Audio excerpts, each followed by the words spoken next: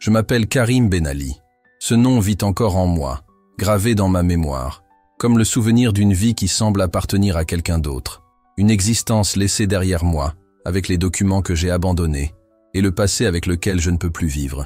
Aujourd'hui, j'ai 35 ans, mais je vous invite à voyager avec moi dans le temps, à une époque où je croyais que tout était en ordre.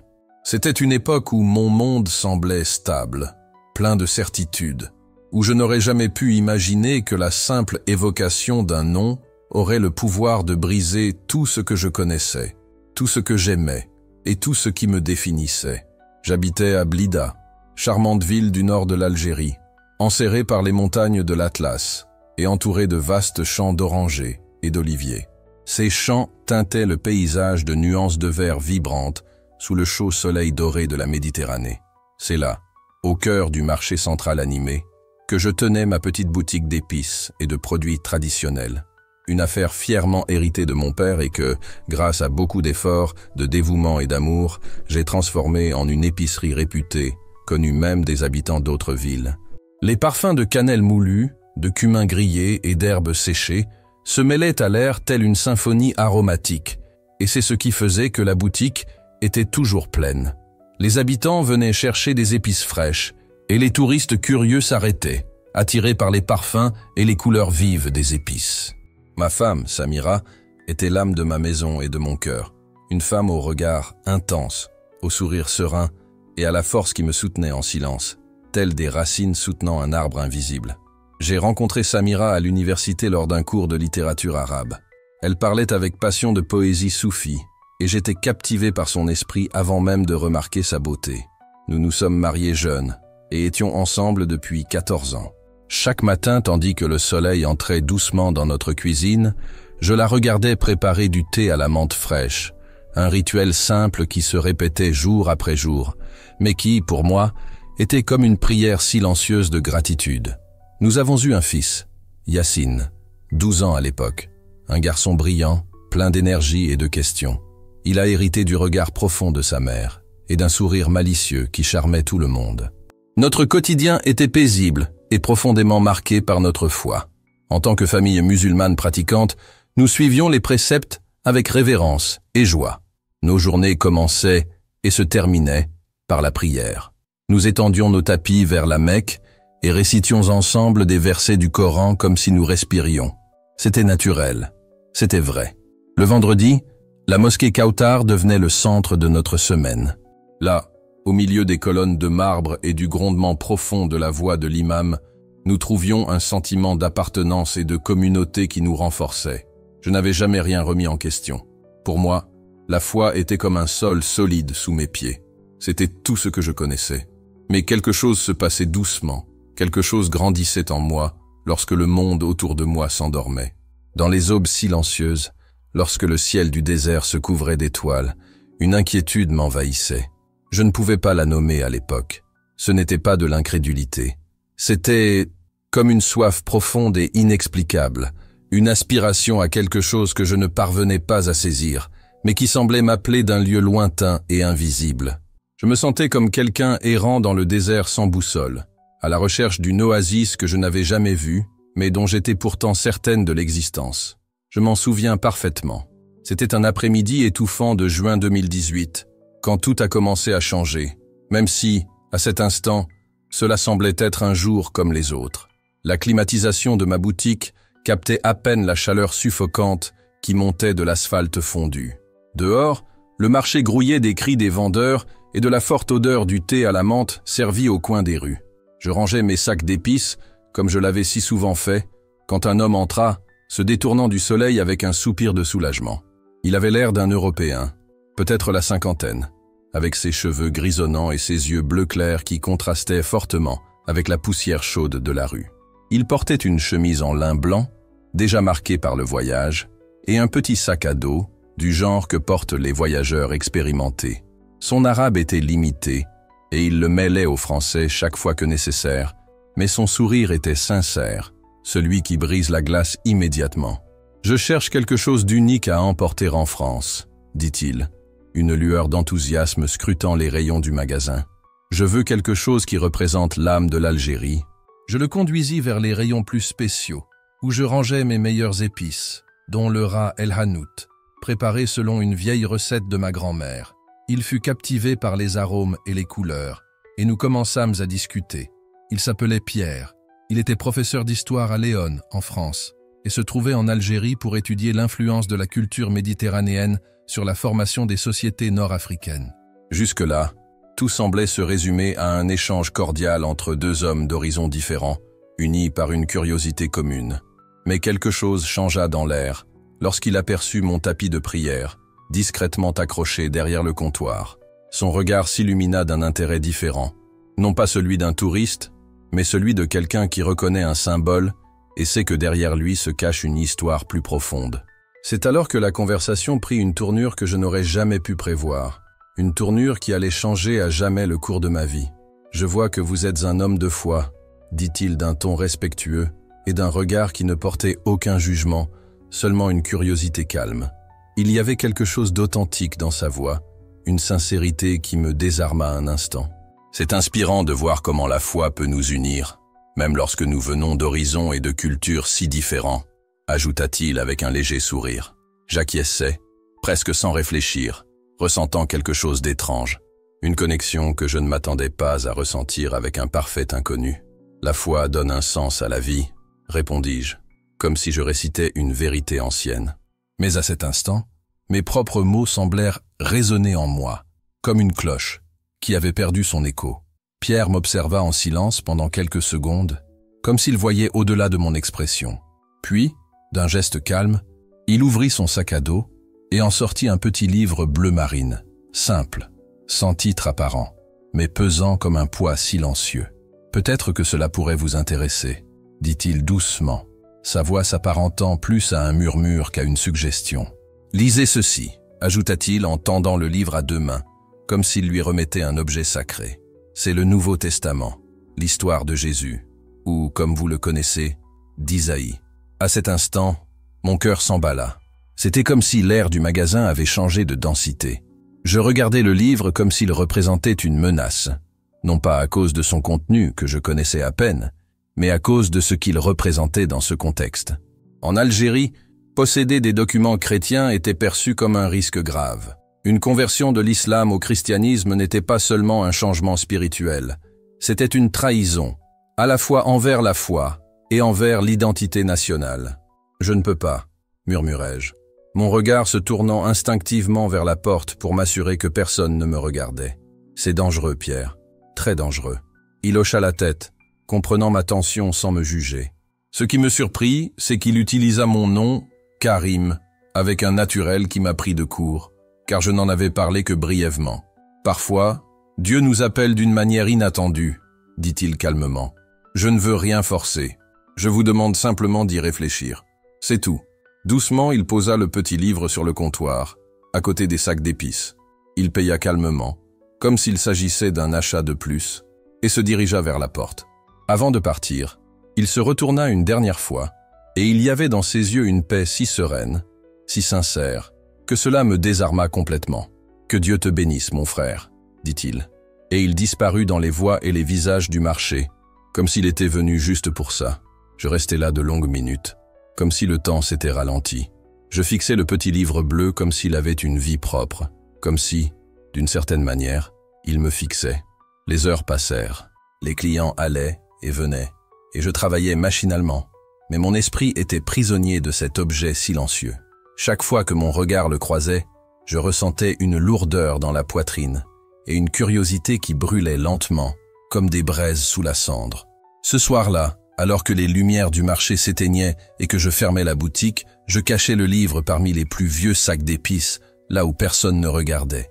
Je rentrais chez moi, le cœur battant, comme si je portais quelque chose d'interdit, quelque chose capable de tout changer. Et au fond de moi, je savais que j'en étais capable. Pendant 3 jours, ce Nouveau Testament est resté caché comme un dangereux secret. Je l'observais comme quelqu'un gardant une arme ou un trésor, avec peur, mais aussi avec une attirance inexplicable.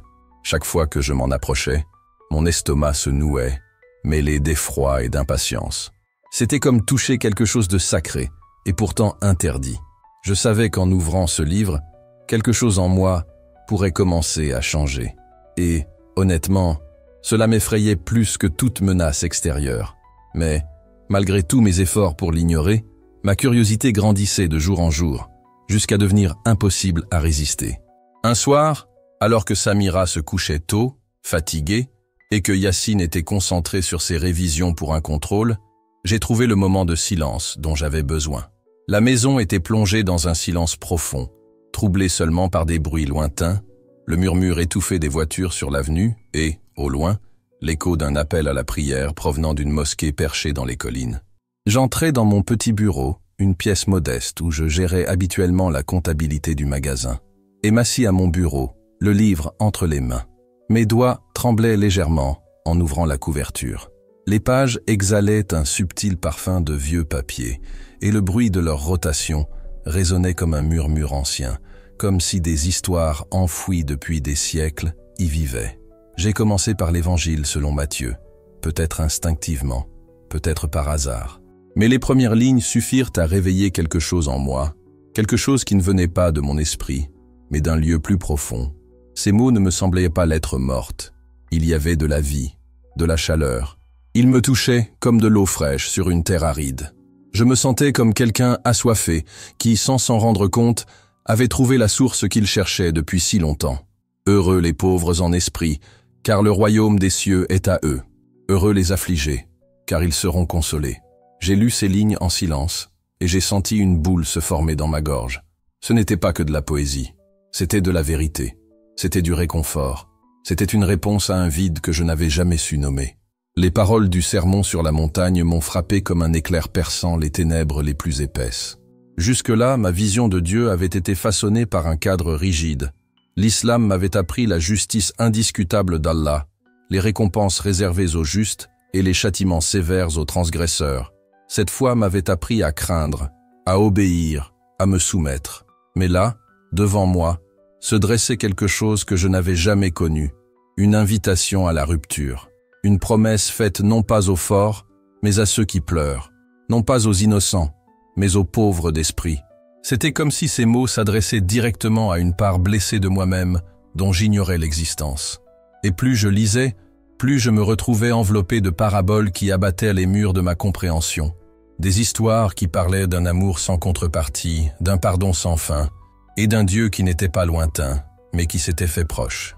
Pendant des heures, je me suis plongé dans ces pages, tel un homme assoiffé à une source d'eau vive. J'ai découvert un Dieu qui ne se contentait pas de regarder d'en haut, mais qui descendait, s'était fait chair, avait choisi d'habiter parmi les hommes, de porter leurs souffrances, leurs luttes, leurs croix. Arrivé à Jean 3,16, j'ai dû m'arrêter. Je l'ai lu et relu plusieurs fois, essayant d'absorber le poids de chaque mot. Car Dieu a tant aimé le monde qu'il a donné son Fils unique, afin que quiconque croit en lui ne périsse point, mais qu'il ait la vie éternelle. Je suis resté là, les yeux embués de larmes, à contempler ce texte. Quel genre d'amour était-ce? Moi qui avais toujours imaginé un Dieu majestueux, certes, mais intouchable, je découvrais maintenant un amour qui se donnait entièrement. Je ne comprenais pas comment un tel Dieu pouvait être réel. Un Dieu qui non seulement exigeait le sacrifice, mais qui s'offrait lui-même en sacrifice pour moi. C'était quelque chose de totalement nouveau, de profondément déconcertant et d'une beauté irrésistible. Et ainsi commencèrent mes nuits secrètes, avec ce livre interdit. Chaque soir, lorsque la maison se tut et que les lumières de la ville s'éteignirent, je retournais au Nouveau Testament. Caché dans mon petit bureau, je lisais, les yeux affamés et le cœur brûlant. Samira commença à remarquer quelque chose de différent chez moi. Pendant le dîner, mes silences se rallongèrent. Mon regard se fit plus lointain. Même mes prières autrefois ferventes commencèrent à sonner creux. Non par manque de dévotion, mais parce que quelque chose en moi était en train de changer, irréversiblement. « Ça va, Jabibi ?» m'a-t-elle demandé un soir, utilisant ce doux surnom qui me faisait toujours sourire. Mais cette fois, mon sourire était faible, forcé, une tentative de dissimuler le chaos intérieur. « C'est juste le stress du magasin », ai-je répondu. J'ai menti. Et ça faisait mal de mentir à la femme que j'aimais le plus. Mais comment expliquer que mon âme était bouleversée par quelque chose qu'elle ne comprendrait pas, ou pire, qui pourrait nous mettre tous les deux en danger? La vérité, c'est que tout en moi était en train d'être déconstruit. Les enseignements de Jésus ne me faisaient pas seulement réfléchir, ils me façonnaient. Ses paroles allaient au-delà de l'intellect. Elles touchaient le cœur, les os, l'esprit. Son message était radicalement différent de tout ce que j'avais appris. Aimer ses ennemis, prier pour ceux qui vous persécutent, servir plutôt qu'être servi, cela remettait en question ma vision du monde, mon idée de la justice, de l'honneur et de la force. Et puis, un soir, j'ai lu un verset qui a scellé le destin de mon âme, Jean 14, 6. « Je suis le chemin, la vérité et la vie. Nul ne vient au Père que par moi. » Ce n'était pas seulement une déclaration théologique, c'était une porte ouverte, une déclaration audacieuse, directe et définitive. Jésus ne prétendait pas être un chemin, il a dit qu'il était le chemin. Et à cet instant, quelque chose en moi s'est réveillé, une fois pour toutes. Les paroles de Jésus résonnèrent en moi comme une cloche, déchirant le voile du doute qui m'enveloppait. Je me levai, le cœur battant, et me dirigeai vers la fenêtre. Dehors, Blida dormait sous un ciel étoilé. La ville semblait la même, paisible, silencieuse. Mais quelque chose en moi avait changé à jamais. Les étoiles semblaient témoigner silencieusement de la bataille qui faisait rage dans mon cœur. Là, seul dans mon bureau, les yeux larmoyants et l'âme en émoi, je murmurai pour la première fois une prière que je n'avais apprise dans aucune mosquée. Jésus, si tu es vraiment le chemin, montre-moi. Si tu es la vérité, ouvre les yeux de mon cœur. Je veux te connaître. Et c'est alors que quelque chose de surnaturel se produisit. Il n'y avait aucune lumière vive, aucune voix audible, mais une paix m'envahit, une paix qui ne venait ni de moi-même, ni du silence de la nuit, ni de la logique. C'était comme si une présence douce et aimante avait rempli chaque recoin de cette pièce, comme si quelqu'un était avec moi, comme si, pour la première fois de ma vie, j'étais vraiment en sécurité. Je ne pouvais l'expliquer avec des mots, mais je savais, tout simplement. Quelque chose était né en moi. Mon âme, si longtemps agitée, avait enfin trouvé le repos. En cette nuit silencieuse, au milieu de la peur, du doute et de la découverte, je suis né de nouveau, et tout cela à l'insu de tous, pas même de ma femme. Et même si je ne l'avais pas su à l'époque, cette prière ne m'aurait rien coûté de moins que tout. Les mois qui ont suivi ont été intenses comme jamais auparavant. J'ai éprouvé une joie nouvelle, une liberté inédite, mais aussi une peur constante. Ma conversion au Christ était quelque chose qu'on ne pouvait révéler sans conséquence. C'était comme porter un feu au fond de moi, un feu qui voulait se propager, mais que je devais cacher. Et pourtant, comment cacher quelque chose d'aussi précieux? L'amour de Jésus n'est pas un secret pour toujours. J'ai commencé, avec beaucoup de prudence, à tâter le terrain. J'ai parlé subtilement à d'anciens clients, des personnes que je savais dignes de confiance. Je n'ai pas utilisé de mots directs, mais j'ai parlé d'espoir, d'un amour différent, d'un pardon qui va au-delà des œuvres. C'était le début d'un nouveau chapitre et le début de grands risques. Au cours de conversations apparemment innocentes sur les épices, les prix et la récolte de la saison, j'ai commencé à introduire prudemment de brèves références à Isaïe et aux enseignements que je lisais dans le Nouveau Testament. Ce n'était pas explicite, juste de petites graines semées entre les commentaires, observant attentivement chaque regard, chaque pause, tel un pêcheur expérimenté sentant la ligne se tendre légèrement avant de remonter l'hameçon. Je savais que tout faux pas pouvait coûter cher, mais je savais aussi que cette vérité ne pouvait plus être occultée. Et c'est Ahmed, un célèbre marchand de tapis du quartier voisin, qui a fait preuve le premier de plus qu'une simple curiosité polie. C'était un homme d'une quarantaine d'années à la voix calme, avec une barbe tachetée de gris prématuré et des yeux sombres qui, à mes yeux, reflétaient la même agitation spirituelle que j'avais connue. « Tu as changé, Karim », m'a-t-il dit par un après-midi chaud, en cueillant de la cannelle pour sa femme. « Il y a quelque chose de différent dans ta façon de parler, et même dans ta façon de parler de Dieu. Tu sembles en paix. » À cet instant, mon cœur s'emballa. C'était comme si Dieu m'ouvrait une porte, m'offrant la possibilité de franchir une nouvelle étape. J'avalais ma salive, sachant que ce que je dirais ensuite pourrait tout changer. « Ahmed, puis-je partager quelque chose avec toi? Quelque chose qui pourrait ébranler toutes tes croyances, mais qui pourrait aussi transformer ta vie comme cela a transformé la mienne. » Il me fixa un instant en silence. Son regard n'exprimait aucune peur, mais une attente presque respectueuse. Il acquiesça simplement, d'un signe de tête discret. Nous convînmes de nous rencontrer le soir même. Après la fermeture du marché, il entra chez moi par la porte de derrière. d'un pas prudent.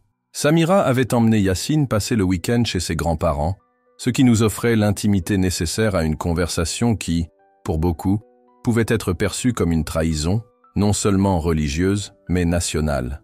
Nous étions assis dans mon petit bureau, éclairés seulement par la lueur jaunâtre d'une lampe ancienne.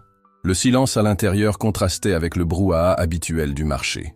J'ai pris une grande inspiration, j'ai ouvert un tiroir verrouillé, et j'en ai sorti le Nouveau Testament, maintenant marqué par l'usure, ses pages usées et pliées. Je l'ai placé devant lui, et ses mains ont hésité un instant avant de le toucher, comme si le livre avait un poids spirituel. Et c'était effectivement le cas. « Frère, c'est dangereux », a-t-il murmuré en caressant les fines pages. Mais j'ai lu dans ses yeux la même fascination qui avait autrefois brillé dans les miens. « Je sais que c'est dangereux », ai-je répondu sincèrement. « Mais la vérité est toujours dangereuse. Pour ceux qui ont bâti leur vie sur le mensonge. » Ahmed n'a pas discuté. Il s'est simplement mis à lire. Les heures ont passé. Il a lu, s'est arrêté, a posé des questions. Et moi, avec le peu de compréhension que j'avais, j'ai essayé de répondre avec humilité et foi. Je lui ai partagé non seulement des versets, mais mon cheminement. Comment chaque page m'avait déchiré et en même temps guéri. Ce soir-là, avant de partir, Ahmed serrait un petit dossier. À l'intérieur se trouvaient des copies manuscrites de passages des évangiles que j'avais soigneusement transcrits, sachant qu'un jour quelqu'un pourrait en avoir besoin. 2 semaines plus tard, il revint, mais cette fois, il n'était pas seul. Il emmena avec lui Malik, un jeune professeur de philosophie qui enseignait dans une école locale, et Fatima, une veuve qui avait perdu son mari dans un accident du travail et qui cherchait depuis du réconfort. Elle garda le silence, mais son regard exprimait un cœur las de chercher des réponses dans des formules religieuses qui n'apaisaient pas sa douleur. C'est là que notre petite communauté secrète commença à se former, presque comme une église primitive, dans les profondeurs souterraines de la culture dominante, nourrie par la foi et le courage. Nos réunions ont commencé à avoir lieu tous les vendredis soirs, ironiquement, au moment même où la majeure partie de la ville se préparait pour le vendredi, le jour saint des musulmans. Nous nous réunissions dans mon salon, un espace simple mais désormais sacré pour nous.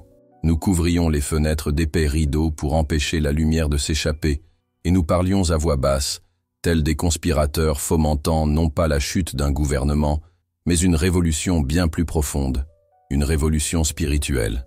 Nous avions le sentiment de remettre en question non seulement une tradition, mais tout un système spirituel, culturel et même juridique. Au fil du temps, d'autres nous ont rejoints. Omar, un électricien qui luttait silencieusement contre l'alcoolisme depuis des années et qui a trouvé l'espoir dans les paroles de rédemption du Christ. Yasmi, infirmière à l'hôpital local, avait été touchée par la compassion de Jésus et par la promesse de guérison, tant physique qu'interne. Notre groupe s'est développé lentement, mais avec des racines profondes. Ce n'était pas un mouvement fondé sur l'euphorie, mais sur la conviction. À chaque réunion, nous avions le sentiment de ne pas seulement apprendre à connaître Jésus, mais de découvrir un nouveau mode de vie. Notre format était simple, presque rudimentaire, mais pertinent. Nous commencions toujours par une prière. Nous demandions protection, discernement et courage. Ensuite, nous lisions ensemble un passage du Nouveau Testament. Chaque mot était savouré, chaque phrase discutée avec ferveur, reliant les Écritures à notre réalité. Ce n'était pas seulement une étude, c'était une transformation. Nous terminions par des chants. C'étaient des hymnes que nous avions adaptés de mélodies arabes traditionnelles que nous connaissions depuis l'enfance, mais dont les paroles exaltaient désormais le Christ comme Seigneur et Sauveur. Nous chantions doucement, effrayés par les voisins, mais le cœur rempli d'adoration. La joie que nous avons éprouvée lors de ces rencontres était indescriptible. C'était comme si nous avions trouvé un trésor caché dans un champ oublié, et qu'en creusant de nos propres mains, nous avions découvert quelque chose de si précieux qu'aucune richesse terrestre ne pouvait l'égaler. Chaque rencontre était comme un morceau de paradis au milieu du désert de notre réalité. La peur était présente, certes, mais la joie était plus grande. C'était une joie qui ne provenait pas des circonstances, mais de la présence vivante du Christ parmi nous. Voir des vies transformées sous mes yeux, c'était comme assister à des miracles silencieux mais puissants. Ahmed, ce même marchand qui autrefois marchandait chaque pièce comme si sa vie en dépendait, a commencé à vivre avec une générosité qui l'a surpris lui-même. Il a commencé à aider les familles, dans le besoin, souvent anonymement, avec un sourire qui disait « Ce n'est pas à moi, c'est à lui ». Fatima, marquée par la douleur de la perte de son mari, a trouvé un réconfort qu'aucun mot humain ne pouvait lui offrir. Son expression, autrefois dure et lasse, brillait désormais d'une lueur et d'une sérénité qui transcendaient sa souffrance. En chacun d'eux, j'ai vu l'amour de Jésus s'épanouir, transformant non seulement leurs paroles, mais l'essence même de leur identité. Pourtant, malgré tant de beauté qui se déployait parmi nous, l'ombre de la persécution ne nous quittait jamais. Elle était toujours là, un rappel constant que notre foi, aussi libératrice soit-elle, était considérée comme une menace là où nous vivions. La réalité était cruelle. Ce que nous faisions était, selon la loi algérienne, un crime. La législation sur le prosélytisme religieux était explicite. Toute tentative de convertir un musulman au christianisme pouvait être qualifiée de trouble à l'ordre public. Et la punition, des années d'emprisonnement, d'isolement, de persécution. Par conséquent, chacun de nos faits et gestes était méticuleusement calculé. Nous changions d'horaire de réunion toutes les 2 semaines, utilisions des codes simples dans les conversations publiques. Le livre bleu signifiait le Nouveau Testament, le pain, la parole de Dieu. Même nos itinéraires de fuite étaient répétés comme si nous nous préparions à échapper à un siège à tout moment. Et en costume, c'était le cas. C'est lors d'une de ces nuits, alors que nous prions main dans la main, qu'Omar rompit le silence par une question qui nous pesait tous, mais que personne n'avait osé formuler. « Frère, ce que nous faisons ici est beau, c'est vrai, mais combien de temps pourrons-nous le garder secret ?» Ces mots transpercèrent la pièce comme un couteau tranchant. Nous connaissions tous la réponse, mais aucun de nous n'eut le courage de la dire à voix haute. Le risque grandissait de jour en jour. Je regardais autour de moi, observant les visages de ceux qui étaient désormais plus que des amis. Ils étaient frères et sœurs dans la foi. La lueur vacillante des bougies projetait des ombres sur les murs, comme si nos propres consciences nous rappelaient le danger. Une oppression me serra la poitrine. Omar avait raison.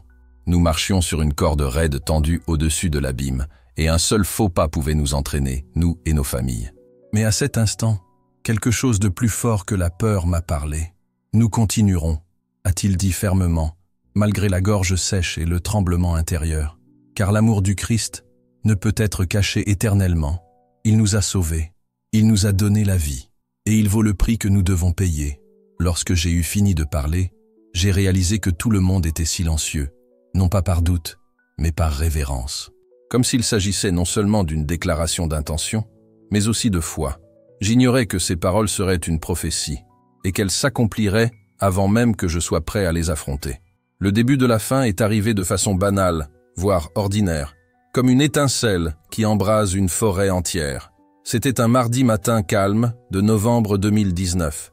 J'étais au comptoir, préparant une grosse commande de cumin et de safran, en conversation téléphonique avec un fournisseur, quand soudain, l'autre téléphone a sonné. La sonnerie stridente m'a fait sursauter. J'ai décroché, m'attendant à un autre client ou à une livraison, mais une voix masculine ferme et froide s'est mise à parler en arabe avec un fort accent du sud de l'Espagne. « Karim Ben Ali ? Oui, qui parle ?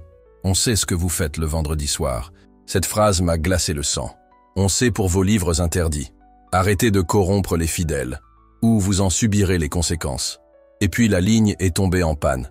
Je suis resté là un moment, serrant le téléphone comme s'il était en feu, le cœur battant la chamade, cognant contre mes côtes. J'ai senti mes mains trembler involontairement, et un frisson m'a parcouru, comme si la mort m'avait traversé et murmuré à mon oreille. Une soudaine nausée m'a envahi, le sentiment que quelque chose d'irréversible s'était produit. Nous avions été découverts. Quelqu'un nous observait. Quelqu'un savait, pour les réunions, les livres, les noms, tout. Mais qui ? Nous avions été si prudents, si discrets. Chaque membre du groupe avait été surveillé pendant des semaines, choisi par la prière, avec discernement. La confiance était sacrée entre nous. Et maintenant, quelqu'un nous avait trahis. J'ai fermé la boutique tôt cet après-midi-là, inventant une excuse pour les clients. J'ai couru dans les ruelles étroites de la ville, chaque ombre me semblant plus menaçante que la précédente. En rentrant chez moi, j'avais l'impression de porter sur moi le poids d'un monde sur le point de s'effondrer. Samira a immédiatement senti que quelque chose n'allait pas. Que s'est-il passé ? Jabibi, tu es pâle comme un fantôme. J'essayais de sourire, de faire semblant. C'est juste la chaleur, dis-je en détournant le regard. Mais mon regard ne pouvait croiser le sien. Comment lui dire la vérité? Comment lui expliquer que la double vie que je menais, celle qui avait illuminé mon âme, menaçait maintenant de plonger toute notre famille dans les ténèbres? Comment pourrais-je dire à la femme que j'aimais que nous n'aurions peut-être plus beaucoup de temps avant de tout perdre? Cette nuit-là, le sommeil ne venait tout simplement pas. Je restais allongé dans l'obscurité, les yeux rivés au plafond, mes oreilles captant chaque bruit de la rue comme un signal d'un ennemi en embuscade. Chaque rugissement de moteur au loin, chaque claquement de porte, chaque pas sur le trottoir semblait annoncer une fin imminente. Mon cœur, lourd comme du plomb, battait lentement mais intensément, comme s'il savait ce que je refusais encore d'accepter. À 3 heures du matin, après des heures de tourments silencieux, je me suis levé et suis allé au petit bureau. J'ai attrapé mon téléphone portable et j'ai commencé à composer des messages codés. La récolte d'épices est surveillée. Les livraisons sont suspendues jusqu'à nouvel ordre. C'était notre code. Chaque mot soigneusement choisi, conçu pour alerter sans alarmer. Je l'ai envoyé à chaque membre du groupe, puis j'ai effacé toute trace. Vendredi est arrivé, mais pour la première fois depuis des mois, mon salon, devenu un havre sacré de culte et de communion, est resté silencieux. L'air était plus lourd, comme si l'absence de la parole avait laissé un vide. Samira remarqua le changement.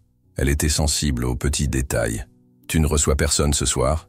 demanda-t-elle d'un ton neutre, soupçonnant peut-être quelque chose de plus. Je forçai un sourire et lui annonçai que j'avais annulé une réunion d'affaires. Elle n'insista pas, mais son regard trahissait son manque de conviction. Pourtant, elle ne dit rien de plus. Je voulais croire que le pire était passé, que cet appel menaçant n'était qu'un avertissement, une tentative d'intimidation sans conséquences majeures. Je voulais croire que nous l'avions échappé belle. Mais maintenant, je réalise ma naïveté.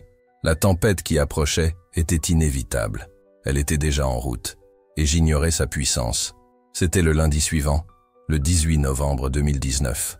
Je m'en souviens comme si c'était hier. Il était 6h30 du matin, et nous prenions le petit déjeuner ensemble, Samira, Yacine et moi, assis à table comme tous les matins. L'odeur du pain chaud et du thé à la menthe flottait encore dans l'air. C'est alors que nous avons entendu le bruit brutal des moteurs et des pneus qui crissaient sur l'asphalte, s'arrêtant brusquement devant notre maison. J'ai bondi et couru à la fenêtre. Et là, j'ai vu. 3 voitures de police encerclaient notre propriété. Des hommes armés ont émergé dans un silence méthodique, avec une précision chirurgicale, comme prêts à capturer un dangereux terroriste. Ce n'était pas une visite. C'était une opération. « Police, ouvrez le portail !» Les coups violents frappés à la porte résonnèrent comme des coups de marteau dans mon esprit. Le monde que j'avais si soigneusement construit commença à s'écrouler sous les yeux de ma famille. Yacine courut dans les bras de sa mère, les yeux écarquillés de peur et de confusion. Samira me regarda comme si elle cherchait à comprendre ce qu'elle soupçonnait déjà. « Karim, qu'as-tu fait ?» murmura-t-elle. Sa voix était basse, mais chargée de douleur et d'effroi. Je voulais répondre, expliquer, mais je n'en avais pas le temps. La porte fut brutalement enfoncée, entrant avec fracas. 6 policiers se précipitèrent comme une vague noire, leurs bottes résonnant sur le sol, leurs voix couvrant chaque mot de résistance que je tentais de formuler. Karim Ben Ali. Il est en état d'arrestation pour activité subversive contre l'État et la religion. L'homme qui semblait être responsable de l'opération était costaud, arborant une épaisse moustache et un regard froid comme un rasoir. Il sortit un document de sa serviette en cuir et me le tendit. C'était le mandat d'arrêt. J'essayais de le lire, mais les mots se mélangeaient. Ma tête me lançait, le monde tournait. Mais je distinguais les chefs d'accusation. Prosélytisme religieux, possession de littérature chrétienne, incitation à l'apostasie. Chaque mot me frappait comme un coup dans la poitrine. Ils m'ont menotté devant ma femme et mon fils. Le métal qui serrait mes poignets était comme un cruel avertissement. Ma liberté était finie, peut-être pour toujours. Yacine s'est mis à pleurer désespérément, hurlant « Papa, papa !» Sa voix me transperçait le cœur comme une lame. Samira le serrait fort, les yeux noyés dans les larmes, mais impassible. C'était comme si le choc avait paralysé son âme. « Madame », dit le commandant d'un ton poli et presque ironique compte tenu de la violence des événements. « Dans l'intérêt de l'enquête, nous allons procéder à une perquisition approfondie de la résidence. Je vous recommande de coopérer. Ce qui a suivi a été une humiliation que je ne souhaite à personne. Ils ont saccagé chaque pièce, chaque tiroir, chaque recoin de la maison. Ils ont fouillé les vêtements de Samira, renversé les jouets de Yacine, violé notre intimité de leurs mains insensibles. Arrivés au bureau, j'ai croisé le regard du commandant. Il semblait savoir exactement ce qu'il cherchait, et il l'a trouvé. Il a pris le Nouveau Testament avec une sorte de plaisir cruel, le brandissant comme s'il s'agissait de l'arme du crime. « Le voici », a-t-il dit avec un sourire victorieux. La propagande de l'ennemi. Ils ont également retrouvé mes notes d'études, des chapitres copiés à la main, des questions et réflexions personnelles, des copies des hymnes que nous avions adaptés, tous soigneusement et amoureusement conservés comme s'ils faisaient partie de moi. Mais désormais, chaque page était un réquisitoire, une condamnation silencieuse contre tout ce en quoi je croyais. Et à cet instant, j'ai compris. Ce n'était pas seulement moi qui étais puni, c'était ma famille, ma foi, mon foyer. Tandis qu'il me conduisait vers la voiture de police, me notait comme une criminelle, je tournais la tête une dernière fois. Samira se tenait à la porte, tenant notre fils, comme s'il était le seul lien entre elle et le désespoir. Leurs visages, autrefois pleins de vie, étaient immobiles, tels des masques de douleur et de honte. Et moi, impuissante, je ne pouvais qu'observer. Il n'y avait plus de mots. Seul un silence, chargé de tout ce que nous avions perdu. La rue était noire de monde. Les voisins, qui m'avaient autrefois accueilli avec des sourires et des signes de la main, formaient désormais un couloir de regards hostiles, marmonnant des mots tranchants comme des rasoirs. On se serait cru au cœur d'un procès public, où chaque visage était un juge et chaque murmure une sentence. Une femme cria avec colère « Traître !» et bientôt une autre voix s'éleva de la foule. « Infidèle, vendu aux croisés !» Chaque insulte semblait résonner non seulement dans mes oreilles, mais aussi dans mon âme. Mais ce qui me déchirait intérieurement, c'était l'expression du visage de mon fils, Yacine, mon garçon, debout sur le porche, serrant sa mère dans ses bras, les yeux écarquillés et emplis d'une honte confuse qu'il ne pouvait encore nommer. À cet instant, la réalité m'a frappé brutalement. Ce n'était pas seulement ma liberté qui m'avait été enlevée, mais le respect de toute une communauté, la confiance de ma femme, l'innocence de mon fils, la réputation que j'avais bâtie à la sueur de mon front au fil de décennies de travail et d'intégrité. Tout ce que j'avais été, un homme d'affaires honorable, un père présent, un voisin respecté, était désormais réduit à un nom associé au déshonneur. Alors que la portière de la voiture de police se refermait et que nous quittions notre maison, j'ai eu l'étrange sensation que je n'allais pas en prison, mais dans un abîme sans fin. J'ai fermé les yeux, et même si je n'étais pas sûr d'avoir le droit de prier, j'ai murmuré « Jésus, si c'est le prix à payer pour te suivre, donne-moi la force de le supporter. » J'étais loin de me douter que le véritable prix était encore loin d'être entièrement payé. Arriver à la prison, c'était comme franchir une porte invisible vers un monde sans couleur, sans dignité, ni espoir. La prison de Blida empestait le désinfectant bon marché mêlé à la sueur ancienne de centaines de corps. L'air était lourd, saturé de tristesse et de désespoir. Chaque pas à l'intérieur semblait m'éloigner un peu plus de la vie que je connaissais. Les murs de ciment brut, couverts d'humidité et de taches jamais nettoyées, semblaient absorber les cris et les pleurs de ceux qui les avaient traversés. Et puis, il y avait les portes, ces portes métalliques qui claquaient, créant un bruit métallique qui resterait à jamais gravé dans ma mémoire, comme une bande sonore d'agonie. Ma cellule était minuscule, peut-être 2 mètres sur 3, et je la partageais avec 2 autres hommes. NSR, un jeune homme à l'air inquiet, arrêté pour vol de voiture, et un homme âgé accusé de fraude fiscale. Le matelas sur lequel nous dormions n'était rien d'autre qu'une fine mousse déformée posée sur un cadre en fer qui craquait à chaque mouvement. La seule fenêtre était une haute fissure dans le mur qui laissait entrer une faible lumière et plus d'humidité que d'air frais. Les premières nuits, le sommeil était impossible. L'endroit semblait vivre sa propre vie. Des gémissements de douleur, des cris étouffés, des hurlements résonnants et des prières murmurées dans l'ombre résonnaient depuis les cellules voisines, comme si le désespoir lui-même se manifestait à travers ces voix lasses. Le ronflement du NSR était si fort qu'il rappelait celui d'une scie coupant du bois brut, tandis que le vieil homme toussait d'une voix étouffée et persistante, une toux lourde qui trahissait des années de tabagisme et de négligence envers sa santé.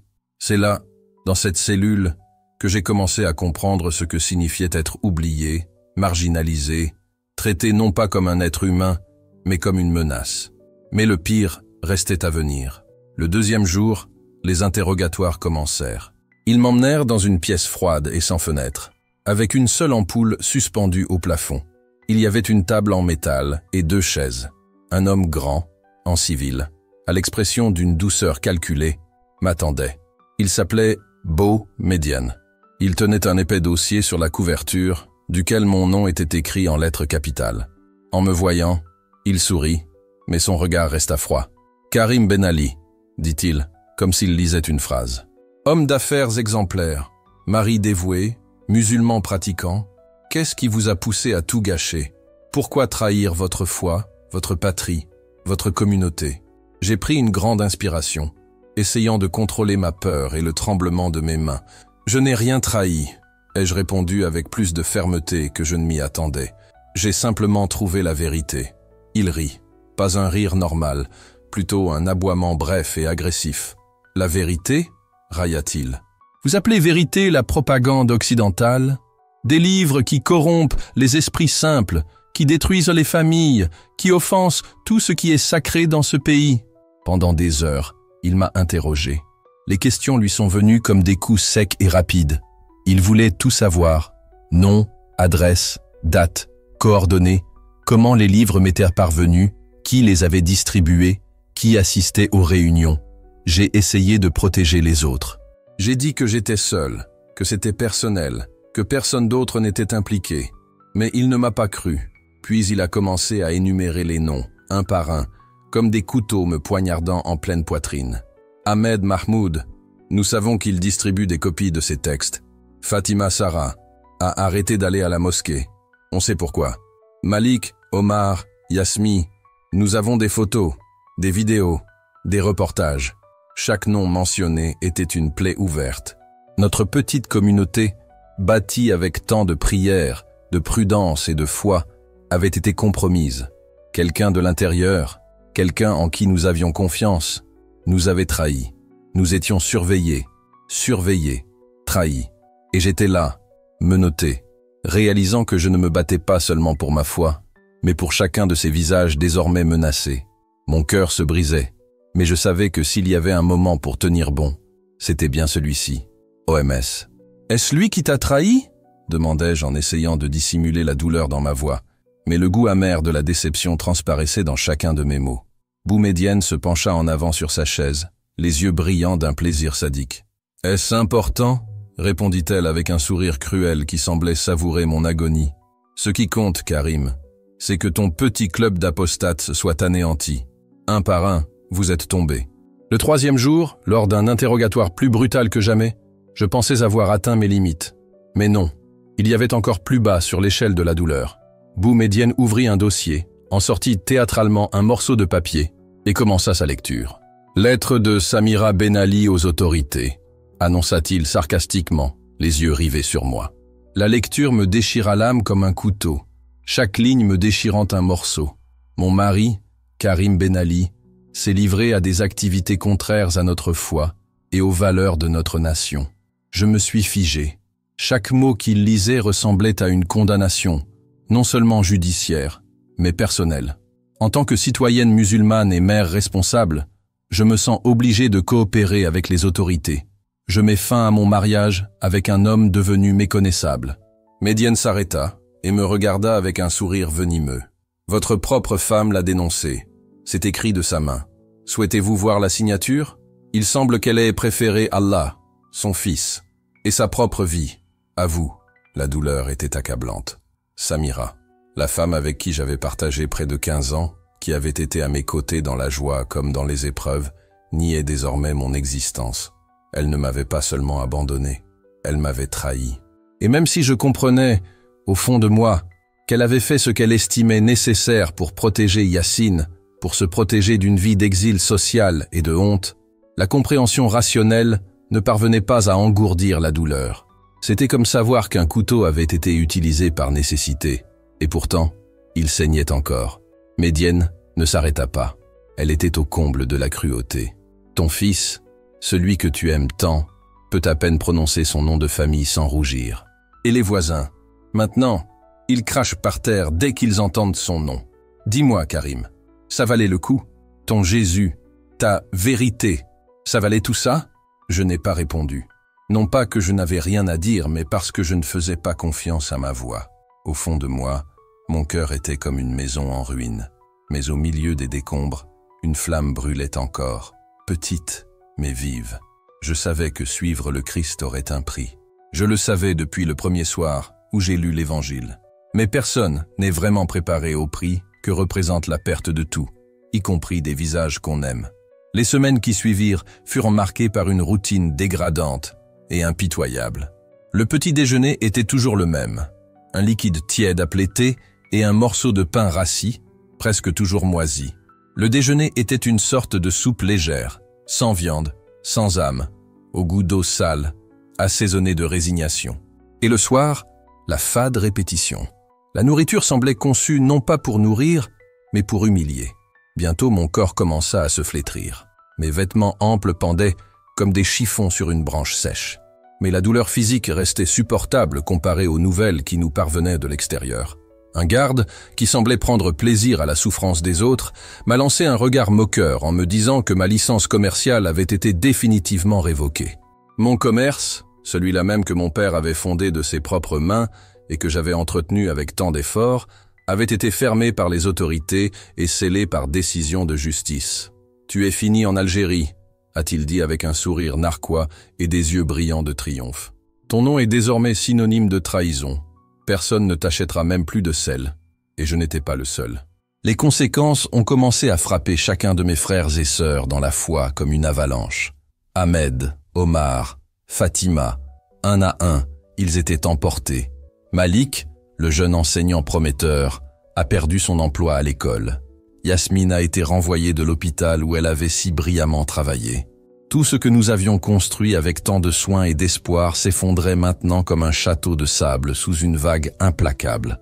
Le système agissait avec une précision chirurgicale pour anéantir la moindre lueur d'espoir. Après 6 semaines d'enfer, le jour que je redoutais le plus arriva enfin. Un gardien m'appela. « J'ai un visiteur ». Mes jambes tremblaient. Mon cœur battait si fort que j'avais l'impression qu'il allait exploser. Je savais de qui il s'agissait avant même d'être emmené. Le temps sembla s'arrêter tandis que je parcourais le couloir de la prison, menotté, avec 2 gardiens à mes côtés. En entrant dans le parloir, l'air devint lourd, la lumière tamisée, et tout autour de moi disparut un instant. Samira était là, assise en face d'une table en métal froid, séparée de moi par une épaisse vitre. Elle n'avait plus l'air d'être la même. Ses yeux étaient cernés, son visage fatigué, son voile impeccable comme toujours. Mais son expression était celle de quelqu'un qui avait pleuré plus qu'elle ne pouvait supporter. Mon cœur s'est brisé à nouveau. Elle était méconnaissable. Elle avait visiblement maigri, et son visage, autrefois plein de vie et de chaleur, semblait maintenant sculpté par la douleur. Les cernes profonds sous ses yeux, sa peau pâle et ses yeux, ceux-là même qui m'avaient regardé avec tendresse et confiance, ne laissaient transparaître que l'épuisement, la douleur et la honte. Nous avons pris les écouteurs du parloir et, pendant un long moment, nous nous sommes regardés fixement, incapables de rompre ce silence plus lourd que les menottes à mes poignets. C'était la femme que j'avais aimée pendant 14 ans, mais devant moi se tenait une inconnue, avec le même visage, le même regard, mais un cœur blessé que je ne reconnaissais plus. « Pourquoi, Karim ?» furent ses premiers mots, étouffés, la voix étranglée par l'émotion qu'elle tentait de contenir. « Pourquoi as-tu détruit notre famille ?» Cela me frappa comme un coup de poing en pleine poitrine. Je retins mon souffle un instant, retenant mes larmes. « Je n'ai jamais voulu détruire quoi que ce soit », répondis-je d'une voix plus fragile que je ne l'aurais souhaité. « J'ai trouvé quelque chose de réel, Samira. Quelque chose de si beau que je ne pouvais pas le garder pour moi. Je pensais que tu pouvais comprendre. » Pendant un instant, ses yeux se remplirent de larmes, puis ils durcirent, comme si elle se souvenait de tout ce qu'elle avait souffert à cause de moi. « Magnifique ?» répéta-t-elle, la voix amère. « Plus beau que de voir notre fils traité de fils de tricheur à l'école? Plus beau que de devoir partir par la porte de derrière parce que les voisins nous ont craché dessus? Quelle beauté y a-t-il là-dedans, Karim ?» Chaque mot était comme une lame qui me transperçait, me coupait profondément, sans pitié. J'essayais de dire quelque chose, mais elle leva la main, me suppliant de me taire. « Je ne suis pas venue pour me disputer, » dit-elle d'une voix ferme malgré les larmes qui commençaient à couler. « Je suis venue t'annoncer que j'ai entamé une procédure de divorce. Et nous déménageons à Alger. Yacine vivra avec ma sœur. il prendra le nom de son oncle. À cet instant, tout autour de moi sembla s'arrêter. L'air devint plus dense et une sorte de vide glacial emplit mon corps. Est-ce que je peux le voir? Ou au moins lui parler? Demandai-je presque suppliante. Elle secoua la tête, incapable de me regarder dans les yeux. Il ne veut pas te voir, Karim. Il dit que son père a disparu le jour de son arrestation. Pour lui, tu n'existes plus. Ces mots m'ont détruite comme jamais auparavant. Ni coup, ni cellule, ni accusation. Mon fils, le garçon qui m'attendait chaque jour à la porte à mon retour du travail, me voyait désormais comme une étrangère, comme quelqu'un qui avait tout simplement disparu. « Je t'aimais, Karim », dit-elle, en se relevant lentement. « Vraiment, j'aimais l'homme que tu étais. Mais cet homme est mort, et moi, je ne peux pas aimer un fantôme. » Elle s'éloigna sans se retourner. Ses pas résonnèrent dans le couloir froid de la prison comme le son d'un dernier adieu. Et là, assise seule au parloir, je ressentis tout le poids de ce que j'avais perdu. Cette nuit-là, dans ma cellule, j'ai pleuré comme je n'avais pas pleuré depuis longtemps. J'ai pleuré pour elle. J'ai pleuré pour Yacine. J'ai pleuré pour moi-même. Les autres détenus faisaient semblant de dormir. Elles savaient que c'était quelque chose qu'on ne pouvait pas partager, seulement porter. Mais même dans ce profond deuil, quelque chose restait ferme en moi. Une étincelle, une faible lueur, presque imperceptible, mais qui refusait de s'éteindre. La foi en Jésus, la seule chose qui me maintenait en vie. C'était comme tenir un charbon ardent. Il brûlait, certes, mais il éclairait aussi. Et d'une certaine manière, il purifiait. 2 mois plus tard, j'ai été libéré sous caution. Mais sortir de prison ne signifiait pas la liberté. Je suis retourné dans un monde où il n'y avait plus de place pour moi. Mon domicile avait été violé. Les fenêtres étaient brisées, les portes grandes ouvertes, et sur les murs, des graffitis rouges criaient des mots plus douloureux que des coups de poing. Traître, infidèle. C'était comme si chaque lettre avait été tracée avec du sang séché. La maison qui avait autrefois abrité ma famille et notre joie ressemblait maintenant à un tombeau ouvert. Au marché, où j'ai travaillé pendant des années, je n'ai rencontré que des regards froids et des dos tournés. D'anciens collègues qui riaient avec moi passaient maintenant devant moi, comme si mon existence était une honte contagieuse. Certains murmuraient encore des insultes à mon passage, d'autres crachaient simplement par terre, comme si la terre avait été contaminée par mes pas. Un soir, j'ai trouvé une enveloppe glissée sous la porte. Dessus, en lettres découpées dans du papier journal, était inscrit « 48 heures. Après cela, vous paierez de votre vie. Les traîtres meurent. » Il n'y avait aucune signature, aucun doute. Le message était clair. À cet instant, j'ai brutalement compris qu'il n'y avait plus de place pour moi à Blida, la ville où j'avais grandi, où j'avais bâti ma vie, ma famille, mon entreprise, me détestait désormais. Mon nom était maudit. J'étais devenu le méchant dans le récit d'une foi blessée. La décision de partir fut la plus difficile que j'ai jamais prise. Et en même temps, la seule possible. Blida, ma maison pendant 35 ans, ne m'appartenait plus. Elle était devenue une prison sans murs, un douloureux rappel de tout ce que j'avais perdu pour avoir aimé le Christ. Par une matinée tranquille de mars 2020, alors que le ciel était encore d'un bleu profond et que la ville autour de moi dormait, j'ai emballé mes rares affaires dans une vieille valise usée par les intempéries. Il n'y avait pas grand-chose à emporter. Quelques vêtements simples, le Nouveau Testament que j'avais miraculeusement récupéré le jour de ma libération, quelques photos de mon fils Yacine, des photos que je n'ai jamais eu le courage de lâcher, et les quelques économies que j'avais réussi à cacher avant mon arrestation, soigneusement cousues dans la doublure d'une chemise. Le voyage vers la Tunisie fut une véritable épreuve pour mes nerfs et ma foi. Chaque ralentissement du bus, chaque contrôle de police, chaque regard insistant me coupèrent le souffle. Tel un fantôme, je voyageais parmi les travailleurs migrants, les réfugiés et les voyageurs sans but, tous chargés de leurs douleurs, de leur passé brisé et de leurs rêves évanouis. Il était facile de se perdre parmi eux. Nous étions invisibles aux yeux du monde. Mais malgré cela, la peur ne me quittait jamais complètement. Quand j'ai enfin franchi la frontière tunisienne, après des jours de sommeil difficile et de repas froids, quelque chose en moi s'est brisé. Les larmes ont commencé à couler sans que je m'en rende compte. J'étais assise au fond du bus, essayant de contenir mon émotion, lorsqu'un homme âgé à côté de moi m'a tendu un mouchoir dans un geste silencieux de compassion. Il ne m'a posé aucune question. Il a simplement partagé ce moment de fragilité avec moi. comme s'il savait, d'une certaine manière, que de telles larmes portaient des histoires indicibles. Je suis arrivé à Tunis, emportant avec moi un peu plus que mon corps et mon âme. La ville m'a accueilli avec la même neutralité qu'elle accueille tant d'étrangers. C'était un lieu qui avait vu des siècles de souffrance, de refuge et d'évasion. J'ai trouvé refuge dans une petite chambre louée dans le quartier de Bab Souika, au cœur de l'ancienne Médina. Le bâtiment était vieux, avec des fissures dans les murs et des tuyaux qui grinçaient la nuit. Ma chambre était minuscule, un lit étroit, une armoire déformée et une fenêtre en bois donnant sur une ruelle étroite où des chats affamés se disputaient les miettes. L'argent s'est vite épuisé. Sans papiers officiels, toutes les portes étaient fermées. J'ai donc adopté un nouveau nom, Omar Saïdi. Omar, en hommage au frère dans la foi qui était emprisonné avec moi et qui n'a jamais perdu espoir. Saïdi, parce que c'était ainsi que je me sentais, un étranger, un déplacé, un fils sans terre, avec de faux papiers et des contacts discrets. J'ai commencé à décrocher de petits boulots, porter des cartons au port, nettoyer des bureaux quand tout le monde partait, vendre du thé et des viennoiseries aux touristes dans la Médina. C'était un travail pénible et mal payé, mais cela me permettait de survivre. Mais c'est au cœur de cet exil et de cette pénurie que quelque chose d'inattendu m'est parvenu. Un réconfort spirituel, un regain de foi. Grâce à des liens discrets au sein de la communauté des réfugiés, j'ai découvert qu'il y en avait d'autres comme moi.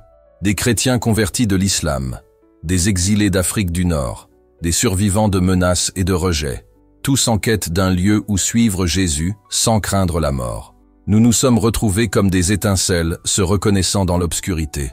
Notre première rencontre a eu lieu chez Brahimi, un ex-musulman marocain qui avait tout perdu, parents, femmes, enfants, pour avoir publiquement déclaré sa foi en Christ. Son petit appartement, au 2e étage d'un vieil immeuble, était devenu une église familiale. Chaque dimanche soir, rideaux soigneusement tirés et téléphones éteints, nous nous y réunissions. Nous parlions doucement. Chaque mot était mesuré. Chaque prière, un murmure fervent. Mais là, dans cet espace simple, le Saint-Esprit circulait comme une rivière souterraine, nourrissant les cœurs assoiffés. Nous étions 8. Brahimi, toujours avec un doux sourire malgré la souffrance qui lisait ses yeux. Leila, une Libyenne qui a échappé à la mort aux mains de son propre frère. Amine, un jeune Algérien aux cicatrices visibles et invisibles. Nadia, une veuve marocaine qui a découvert le Christ dans le silence du deuil. Et d'autres comme nous, chacun avec sa propre version de la même histoire. La foi qui a sauvé leur âme, mais leur a tout coûté. Et moi, notre groupe n'avait ni pasteur, ni temple, ni liturgie traditionnelle. Nous avions une Bible, la présence de Dieu et l'unité. Nous lisions les Écritures en arabe, prions sincèrement et pleurions ensemble. Nous partagions nos difficultés, mais nous célébrions aussi chaque petite victoire. Une porte ouverte, une prière exaucée, une journée où nous pouvions travailler sans crainte. Le Christ était notre centre, notre soutien et notre espoir. Et dans cette communion cachée, dans cette église clandestine bâtie dans le silence et la douleur, j'ai redécouvert la raison pour laquelle j'avais choisi ce chemin. Même en portant les cicatrices de la perte, même après avoir laissé derrière moi tout ce qui m'était cher, j'ai trouvé un nouveau foyer dans le corps du Christ. Les mois se sont peu à peu transformés en années, et même si je n'ai jamais cessé de me sentir étranger, Tunis a commencé à me sembler proche de chez moi. Certes, c'était un foyer de fortune, silencieux, où je marchais encore dans l'ombre et pesais chaque mot que je prononçais en public. Mais c'était aussi le lieu où Dieu a reconstruit ma vie, à partir des débris du passé. Au fil du temps, ma nouvelle identité, Omar Saïdi, s'est imposée. Un nom qui masquait un passé dangereux, mais qui portait aussi une mission silencieuse. Pendant la journée, ma routine était un marathon de survie. J'acceptais tous les emplois qui ne nécessiteraient pas de papiers officiels.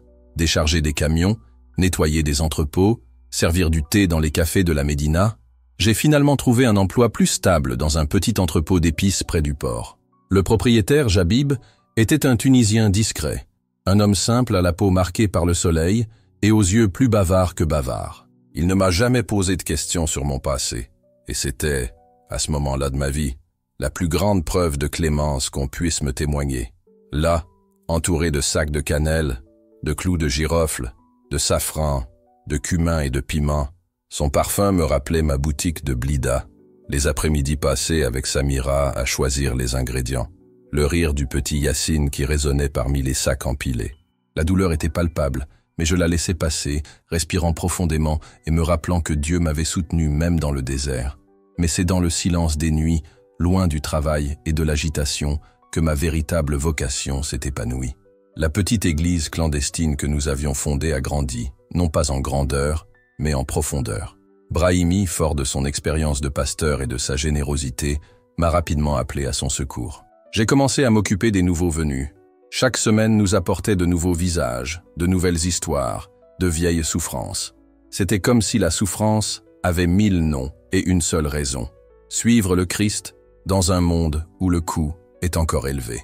L'une des premières que j'ai rencontrées était Kadisha, une Algérienne d'une 60aine d'années. Elle avait été reniée par ses 5 enfants après avoir décidé de suivre Jésus. Ses yeux, si fatigués et cernés, exprimaient une profonde tristesse. La douleur d'une mère rejetée est indescriptible. Mes petits-enfants ne savent plus que j'existe, m'a-t-elle confié un soir. Une tasse de thé à la main, les mains tremblantes d'émotion et de temps. Ils disent que je suis un danger pour eux, que ma présence est un poison. Une autre histoire m'a marqué, celle de Tarek, un jeune professeur d'université marocain. Sa conversion avait été découverte par ses collègues, et il avait rapidement tout perdu. Son poste à l'université, sa maison, ses amis, son respect. Il était arrivé à Tunis avec pour seul bagage et un sac à dos rempli de livres chrétiens. Nous avons marché ensemble dans la Médina après une réunion, et je me souviens de ses paroles avec une clarté presque sacrée. J'ai perdu mon avenir universitaire, mon statut, ma carrière, mais j'ai trouvé Jésus, et il vaut plus que n'importe quel diplôme ou reconnaissance humaine. Au fil du temps, j'ai endossé le rôle de conseiller, de mentor silencieux pour les nouveaux arrivants arrivés brisés. Mon expérience de commerçant, au contact de personnes de tous horizons, m'a aidé à écouter sans jugement, à voir au-delà des mots et à percevoir la douleur déguisée en courage. J'ai aidé à trouver un logement, trouver des emplois informels, dénoncer les falsificateurs de documents et surtout aider ces âmes blessées à comprendre que leur souffrance avait un sens. La question que j'entendais le plus souvent était directe, presque désespérée. Ça valait le coup? Et toujours, même d'une voix étranglée, la réponse venait du plus profond de moi-même. Ce que nous avons perdu, c'était l'ombre. Ce que nous avons gagné, c'est la lumière. Ce que nous avons laissé derrière nous était terrestre. Ce que nous avons reçu est éternel. Oui, cela en valait la peine, car le Christ ne nous a jamais promis le réconfort, mais il nous a promis la vie et une vie en abondance. Et cette abondance ne se mesure pas en richesse ou en acceptation, mais en paix qui surpasse l'entendement, en détermination au-delà des circonstances et en espérance qu'aucune prison ne peut éteindre. Notre petite communauté s'est transformée en une sorte de grande famille spirituelle. Nous avons mis en place un système d'entraide improvisé. Ceux qui étaient déjà plus stables aidaient les nouveaux arrivants en leur fournissant un logement, des vêtements, voire de la nourriture. Ceux qui avaient un emploi, même les plus humbles, contribuaient du peu qu'ils pouvaient. C'était comme le livre des actes qui prenait forme sous nos yeux, chacun selon ses besoins, chacun servant selon ses moyens. Et même là, vivant dans un danger constant, souvent affamés et seuls, nous avons vu des miracles se produire. Des baignoires ont été baptisées, de profondes guérisons émotionnelles se sont produites, des réconciliations impossibles se sont produites. C'est sur ce terrain accidenté que l'Église a prospéré, telle une fleur tenace poussant sur l'asphalte. Par une nuit paisible, alors que nous étions réunis pour prier pour les êtres chers que nous avions laissés derrière nous, une confidence de Leïla a profondément résonné en moi, transformant mon regard sur toute notre souffrance et notre exil. Les yeux embués de larmes, elle a commencé à me raconter « La nuit dernière, j'ai rêvé de ma mère. Dans ce rêve, elle me serrait fort dans ses bras, comme seule une mère peut le faire, et me disait qu'elle comprenait pourquoi j'avais choisi de suivre Jésus. Sa voix tremblait légèrement, tandis que des larmes coulaient sur son visage. Elle m'a dit qu'elle était fière de mon courage. C'était un moment si réel que j'ai eu l'impression que le ciel s'était ouvert à moi à l'espace d'un instant. Leïla marqua une pause, essuya ses larmes du revers de la main et ajouta « Frères et sœurs, je crois de tout mon cœur que notre témoignage silencieux, notre résistance pacifique face à la douleur et à l'abandon, parle plus fort que 1000 sermons. Même si nos familles ne disent rien, elles voient que nous n'avons pas perdu la foi, que nous n'avons pas cédé à l'amertume. Elles comprennent qu'il y a quelque chose en Christ, quelque chose qui vaut infiniment plus que tout ce que le monde peut nous enlever. Ces paroles ont pénétré mon âme et m'ont fait comprendre le véritable sens de ce que nous vivions. Nous ne luttions pas seulement pour survivre dans un lieu inconnu, portant la douleur de l'exil. Nous étions des témoins vivants et ambulants de la puissance transformatrice et rédemptrice de Jésus. Chaque jour où nous restions fermes dans notre foi, chaque geste d'amour et de solidarité envers les autres réfugiés, chaque prière silencieuse pour ceux qui nous rejetaient ou nous tournèrent le dos, je comprenais que je plantais des graines d'espoir et de foi. Des graines dont Dieu seul savait quand et comment elles germeraient. C'est alors que j'ai commencé à écrire des lettres à Samira et à notre fils Yacine, même si je savais au fond de moi qu'elles ne leur parviendraient peut-être jamais. Dans ces écrits, je parlais de ma nouvelle vie, de la paix que j'avais trouvée dans le Seigneur, de l'amour que je ressentais encore pour eux, malgré tout ce que nous avions perdu. Ces lettres n'étaient pas que des mots, c'étaient des prières sur papier, un lien invisible qui entretenait la flamme de l'espoir et de la réconciliation. Mon cher Yacine, ai-je écrit un soir à la lueur vacillante d'une bougie dans ma chambre exiguë. Tu ne liras peut-être jamais ces mots, mais je veux que tu saches que tu demeures la chose la plus précieuse dans mon cœur, après l'amour de Jésus. Je n'ai pas choisi de perdre ma famille. J'ai choisi de suivre la vérité que j'ai trouvée. Et je prie chaque jour pour qu'un jour, tu comprennes que cet amour pour la vérité est en réalité un amour profond pour toi. De plus, nous avons réussi à maintenir un contact discret et sécurisé avec les quelques fidèles restés en Algérie grâce à des messages et signaux codés que nous seuls comprenions. Nous avons appris qu'Ahmed, sous la pression, était publiquement revenu à l'islam, mais qu'en secret, il continuait à lire le Nouveau Testament. Omar a réussi à émigrer en France et à recommencer sa vie. Fatima, bien que silencieuse et réduite au silence par sa famille, a gardé secrète sa prière à Jésus avec la même ferveur et la même foi silencieuse. Cette nouvelle était comme un souffle d'espoir au milieu des ténèbres, un rappel que notre exil, toute cette douleur, n'avait pas été vain. Nous avions semé des graines spirituelles qui continuaient de croître, même en terrain aride et hostile.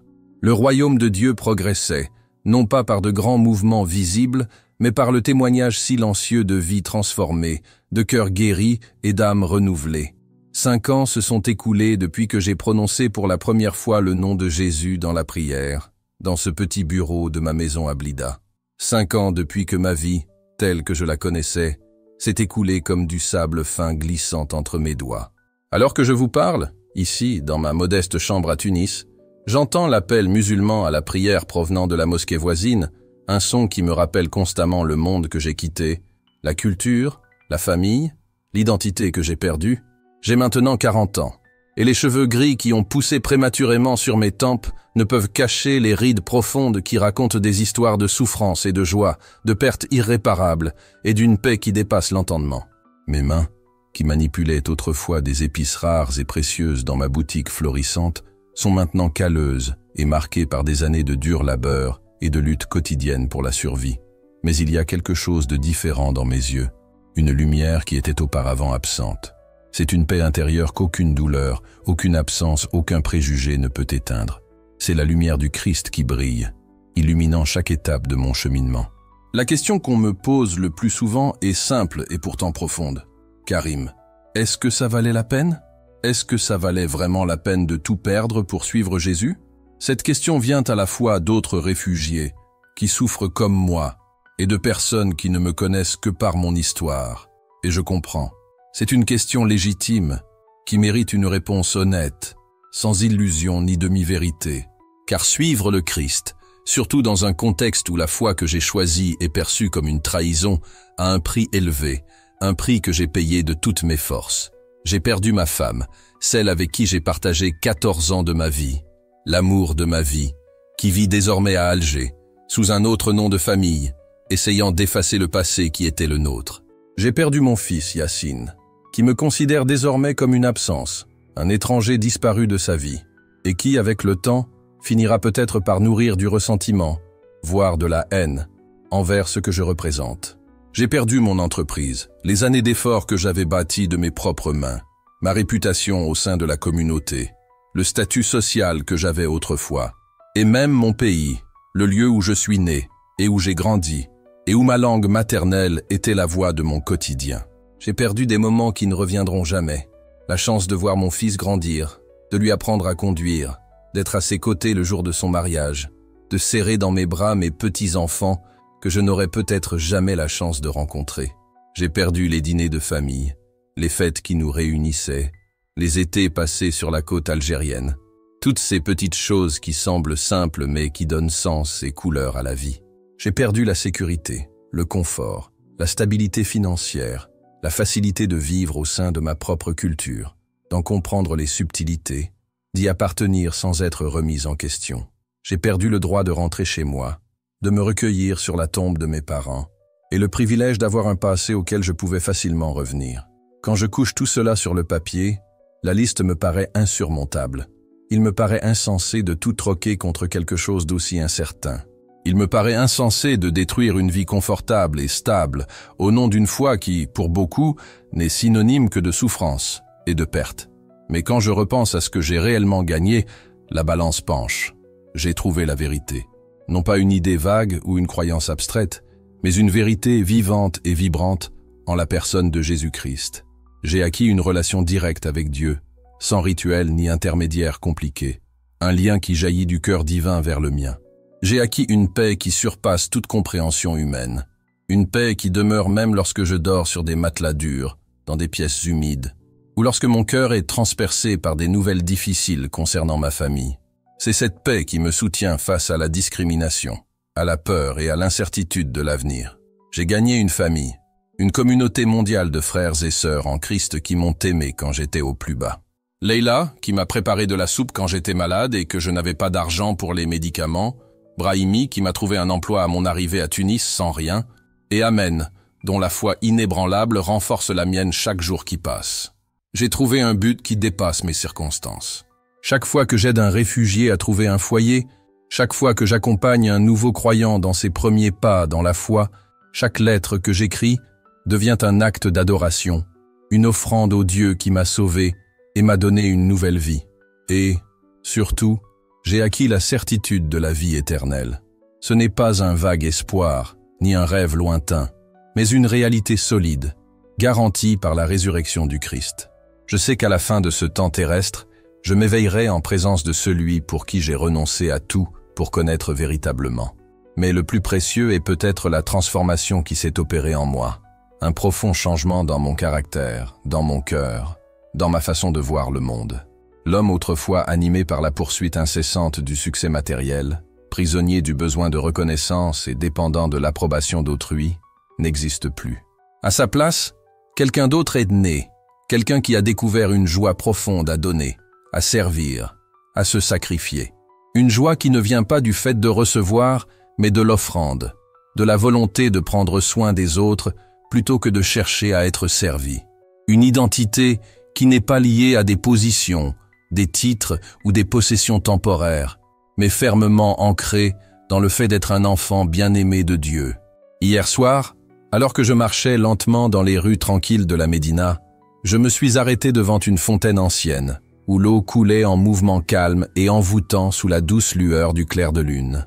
Là, dans cet instant de tranquillité, un jeune Tunisien s'est approché de moi, visiblement agité et désireux de discuter. Il m'a regardé avec des yeux intenses, emplis d'une angoisse qui semblait peser sur des épaules trop jeunes pour un tel fardeau. « Frère », commençai-je en répondant à son regard, et il me parla en arabe, presque suppliant. Comment trouver la paix dans un monde aussi brisé? Comment un homme peut-il être calme au milieu du chaos? Je l'ai regardé profondément dans les yeux, reconnaissant cette soif, cette quête désespérée de quelque chose de vrai, de solide, de quelque chose qui pourrait me soutenir même quand tout s'écroulerait. C'était la même soif que j'avais ressentie des années auparavant, avant qu'un homme nommé Pierre ne me tende un petit livre bleu qui a tout changé dans ma vie.